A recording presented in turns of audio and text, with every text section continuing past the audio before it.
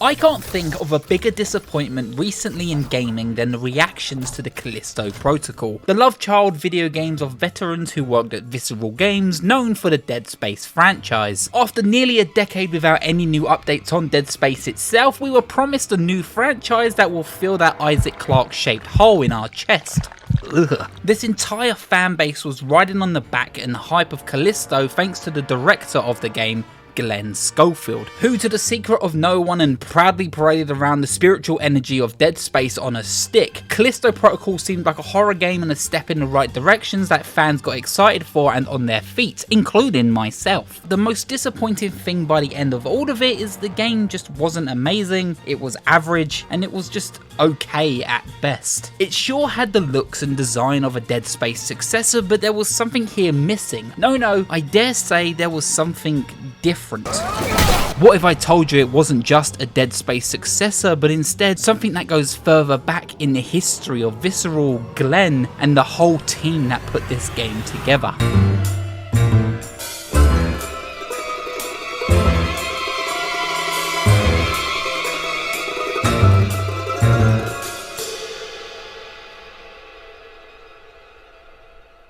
We can't get to Callisto Protocol without peeling back the flesh and understanding the man and the team behind the game. Striking Distance Studios developed Callisto Protocol, made from 30+ ex-Visceral developers, with the key player and leading director being Dead Space header Glen Schofield. Glen has built his career on an impressive list of games, but going and bouncing developer to developer, company to company. It wasn't till 2003 when he decided to join EA Redwood shores, which he would go on to help develop the iconic Lord of the Rings Return of the Kings video game, beginning a fruitful and very successful path for EA Redwood shores to create licensed video games. Glen sticks around with Redwood Studios as leading producer and director for some time. Redwood Studios would eventually go to change its name, known by Visceral Games, after the huge success of Dead Space 1, letting them become one of the biggest leading studios in the EA family of 2000s and 2010s. For the video's sakes, we're going to avoid calling them Redwood Studios and call them Visceral, known for making EA's biggest projects and ports: My Sims, Simpsons the video game, the Tiger Woods franchise, and some very notable James Bond games, most notably 007 Everything and Nothing, and From Russia with Love, which is where this whole madness begins. From Russia with Love continued the much loved legacy of the James Bond games, with this one in particular being the last one that Visceral would be working on, with interesting names placed here in the credits. Glen Schofield as leading producer, but here we also meet the multiplayer and the combat producer, Steve Papotsis, who will later join Glen as chief developer during the Callisto Protocol and Striking Distance. In the credits we also see lead environmental artist Ian Millam, who will also join these two and head the production of Dead Space, this team already being together, but I'm already getting ahead of myself. There are also some other interesting names as well. Ben Walker, who is also a combat designer, will go on to become one of the leading designers during the Striking Force era in Callisto Protocol, and also the lead designer during Dead Space 1 and 2, and Brett Robbins, who will also become the lead creative director for Dead Space as well. Glen has a team that he's been working with, a strong team who he keeps close and assembled for the last decade or so, and this is really just the beginning.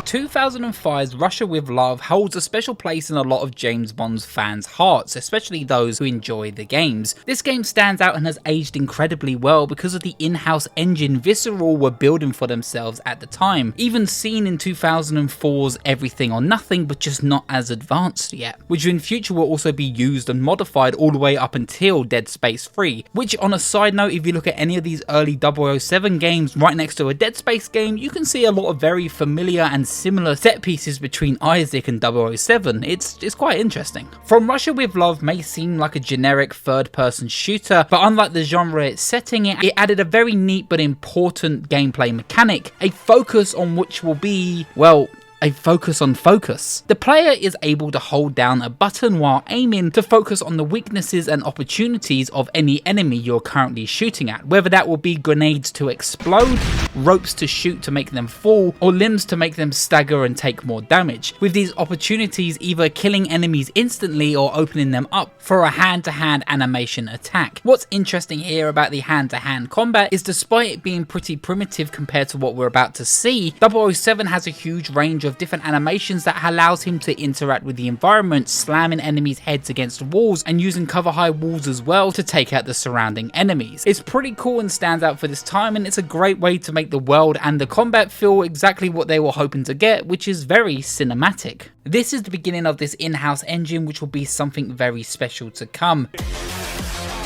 Because even playing this game now, when the combat flows, it flows very well, and it feels fantastic to be able to bob and weave between cover, between targets, choose where you want to shoot, how you want to shoot, and when you want to attack people with hand-to-hand combat. There's clearly something very special here that Visceral was sitting on, and they were fully prepared to put it to use for their next big project, Tiger Woods Tour 2006. What? Get out! The Godfather in 2006 made quite a splash on its release. It was an open world gangster game that brought something new to the GTA clone era at the time. Set before and during the first Godfather film, you play as Aldo, a custom made character building his way through this crime family, with you having to engage with other gangs, taking out outposts, extorting businesses for money, and exploring Visceral's New York in this huge open world. And this is where we see this engine from Russia with Love come into full swing. And when I say swing, of course I'm talking about a swing from a baseball bat. Visceral had cooked this engine again, and with a few tweaks gave us what would become the Black Hand system. The player was able to go into shops and stores with both free aim and a targeting system towards enemies. Also, hand to hand is a huge highlight in the game, and depending on the job there could be a big focus to hand melee fights. When it comes to a hand to hand brawl within the Godfather, it has the player having to watch and focus on the enemy's movements, avoiding their swings and dodging accordingly to the enemy's next attack. May seem familiar. With combat allowing the player to be fully in control of the pace and the speed and the weight of the character's fist, with controlling the analog stick, leaving speedy players to look like rock and sock and robots fighting in the 1940s. With super brutal execution animations very similar to what we saw in 007 Return, and if you want to, you can just grab hold of characters and just strangle them, strangle the life out of them. Stop breathing. Sorry, you've made me. The precision in the gameplay doesn't just stop at the hand-to-hand. Much like what we saw in 007, that focus mechanic makes a little sneaky return, but this time way more fleshed out, allowing Aldo to choose where to shoot the enemies. Shooting the knees will send them crashing to the ground, opening them up. Getting a critical shot on their hands will allow them to drop their weapons. The heads will outright kill them straight away. Every limb has its purpose, and every shot has a meaning, whether it's to kill or to gain fear in the rackets you're willing to overtake. Slamming enemies against and into walls, against cabinets, off roofs, through windows, across the street. The environment is a key part here that makes this combat work, because the whole world itself feels way more tangible, with the world around the player being a key part to the intimidation tactics used to be able to gain the rackets throughout the game. The most important and interesting thing to Visceral though from the Godfather wasn't this Black Hand system, wasn't that hand-to-hand system they'd crafted, but instead the way the character controls when in combat. The player was allowed to free aim over the shoulder, allowing the player to choose wherever they wish to shoot, with this being a rebound effect of the criticisms given to Resident Evil 4 that forced players to stand still in a spot while they aim at the enemies. The Godfather looked at this and allowed the player to move around fully while still aiming over the shoulder, and this would become invaluable to the Visceral team, sparking a fire of ambitions within inside the company, and the Godfather's success and improvements only proved to Visceral they were able to do whatever they wanted with this system and amount of control, leading it into their next and biggest hit, Tiger Woods 2007. Get the fuck out! What are you still doing here, Tiger Woods? Looking at Dead Space as a game and the Godfather video game, they both couldn't be any further apart if they tried, but it's important to note that Glen Schofield and his team wasn't necessarily working full time on the Godfather video game, as Glen was just coming off from leading From Russia with Love, needed some time to direct himself to what his next project will be. He didn't work full time on Godfather 1, but inevitably did take a leading role in producing Godfather 2 the sequel, which was built on that very same foundation of the original game, but just not as good.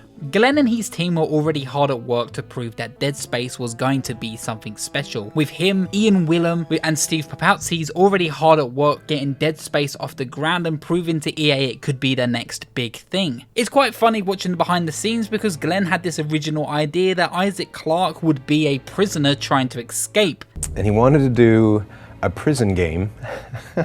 And as we all know, apparently he holds this idea so close to heart that this will inevitably become Callisto Protocol in the future. But as The Godfather finished development and was a huge success in the sales, the team over time started working with Dead Space, building on that system. Dead Space is actually built on the very same skeleton both Godfather and 007 are built on. But I strongly believe that Dead Space probably would have been a completely different game if Resident Evil 4 literally didn't shake the gaming industry to its core, and I wonder what the early stages of Dead Space would have looked like on this early in-house engine. Would it have been way more hand-to-hand melee focused, or was using tools as weapon always going to be the core premise? The Godfather game took the targeting aspects of From Russia with Love. Visceral then took this to Dead Space and made this engine go one step further, this time refocusing on that focus mechanic, allowing the players to shoot limbs, and limbs being now a matter of life and death. Dismemberment in Dead Space is a key part of killing any necromorphs, and we can strongly see the influence of the Godfather aiming system right here, but on a whole new level. Even the free aim animation is scarily similar to what you see in Godfather, of course with some touches to the animation quality. The gameplay and movement of Dead Space overall is a direct reply to Resident Evil 4, an over-the-shoulder survival horror that wants you to move and shoot at the same time, while still needing to use that free aim targeting and focus on tearing apart the limbs of the necromorphs. As mentioned, the original pitch for Dead Space was for it to be a prison space game,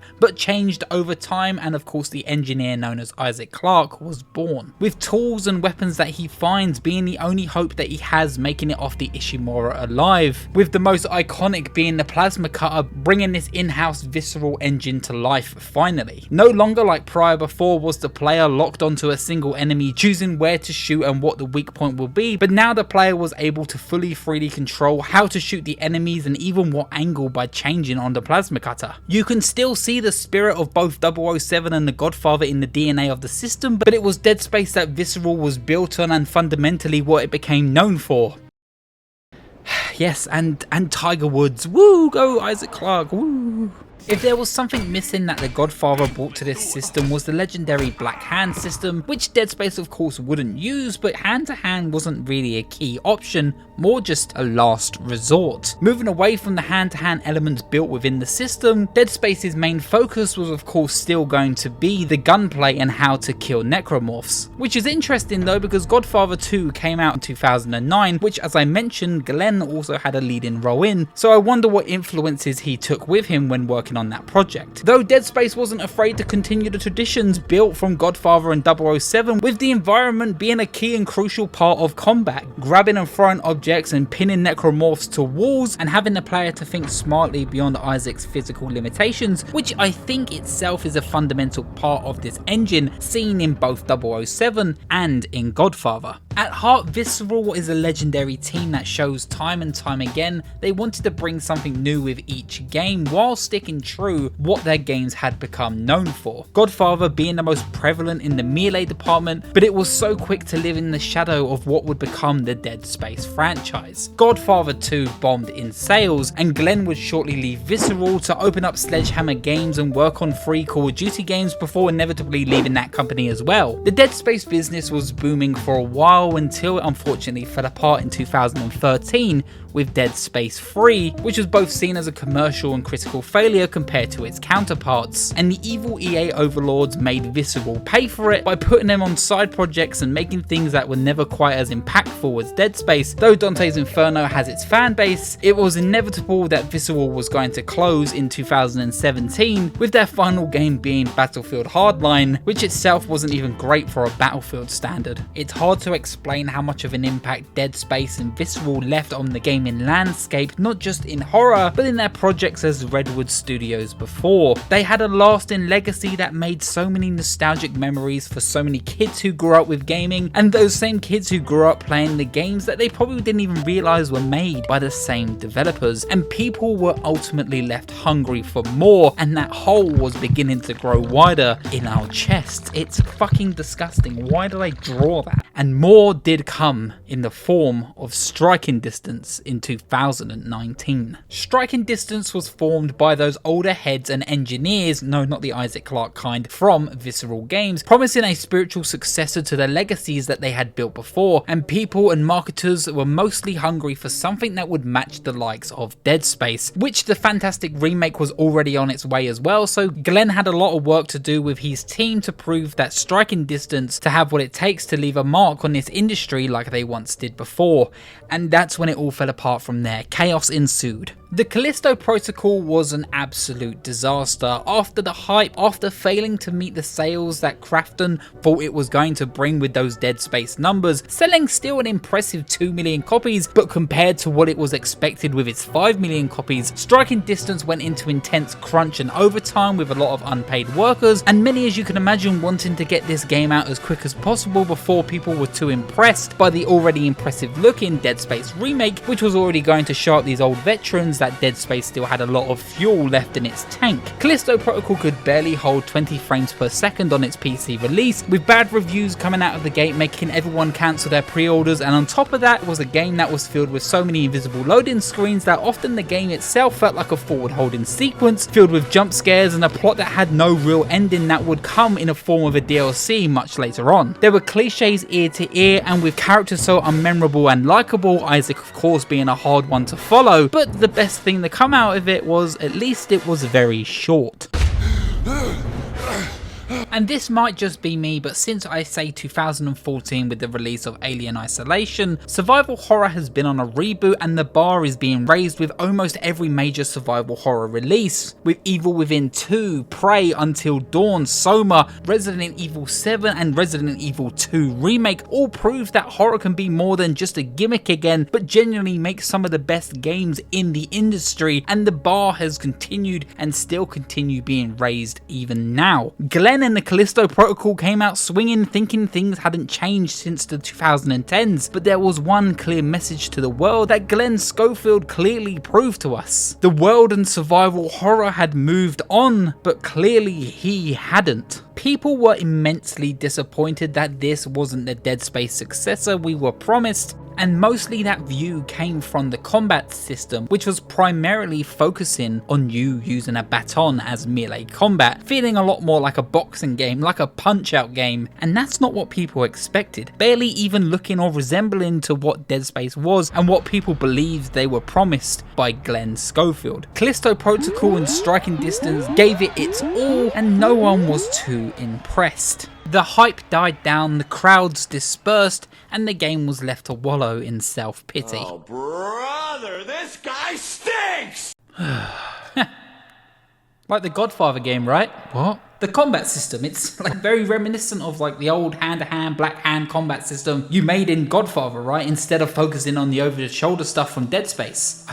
I think it's cool. You noticed? I at least appreciate you going back to your roots. You actually might be onto something. It's strange because I think I quite like what Striking Distance were going for with the Callisto Protocol. Now, it would be naive to try and say this is an underrated gem or it was misunderstood, because there are fundamental issues with this game that honestly make it a tough play, even for most hardcore horror fans. But even when I first booted it up, I was taken back by the choice of combat, expecting a bit of Dead Dead Space, but instead what we got was swings and batons. It kinda unlocked a feeling of memory that I felt like I've long forgotten, especially when you unlock the critical strike that allows you to target enemies' limbs, and that uglier target appears on a weak point, and I knew it was exactly like the Godfather and 007. And I often think about how big Dead Space came for Visceral, and maybe there was a different shaped hole in the chest of that company, wanting and yearning to go back to a simpler, different time. And sitting and realizing that, that's when the game changed for me. I felt a new appreciation for the gameplay. There's a lot that you have to try and forgive when it comes to playing for Callisto, and I want to make it clear that this isn't a matter of we were wrong the whole time. The truth is, this game is a mediocre experience with a big hit of nostalgic appreciation, at least from me. The combat system feels very much like an evolved version of that black hand system we saw in Godfather. As I mentioned, the bobbing and weaving between swings, when it works, the game feels fantastic and super satisfying, like you're in a mosh pit of enemies. And since its first release, there's been so many great quality of life changes that make the game feel faster and easier to play, and has way more satisfying feedback for the player to enjoy. Hell, even the emphasis on the environmental takedown is there, both in the vein of Dead Space but also in the vein of what we saw before, with the character Jacob knocking and pushing enemies against walls depending where the player is standing, very much like we saw in 007. With the healing system now being way more faster and forgiving, the camera during combat being way more focused with less enemy aggression coming at you at once, allowing you to quickly switch between targets now without being immediately outnumbered by more than 3 enemies, proving that striking distance really does care about this game,